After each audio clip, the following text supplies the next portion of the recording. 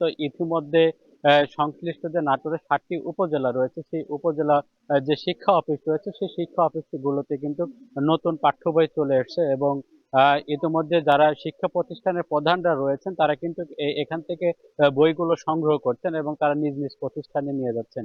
আপনাকে জানিয়ে রাখি যে জেলায় প্রায় ৬৫৮টি প্রাথমিক বিদ্যালয় রয়েছে, সরকারি বেসরকারি মিলিয়ে। এর মধ্যে যেটি চাহিদা রয়েছে প্রায় ৬ লাখ আ আ চাহিদা রয়েছে প্রায় ৪,২৫,৯৪০টি বই। ইতিমধ্যে এই যে ১ম, ২য় এবং তৃতীয় এই ৩ টি শ্রেণীর কিন্তু বই ইতিমধ্যে এসেছে এবং এই যে ৪,২৫,৯৬০টি যে বই রয়েছে, এটি কিন্তু চলে এসেছে এবং ইতিমধ্যে যে সরকারি যেই সব স্কুলগুলো রয়েছে প্রাথমিকে, তারা কিন্তু বই নিয়ে চলে গেছেন। আজকে কিন্তু দেওয়া হচ্ছে নাটোর সদর উপজেলার যে কিন্ডারগার্টেন স্কুলগুলো রয়েছে, অর্থাৎ প্রাথমিকের যে স্কুলগুলো রয়েছে, তাদের মধ্যে আজকে বই বিতরণ করা হচ্ছে। তবে আপনাকে জানিয়ে রাখি যে এবছর কিন্তু এখনো যে প্রাথমিকের ৪র্থ এবং যে ৫ম শ্রেণীর বই, সেটি কিন্তু এখনো আসে নাই।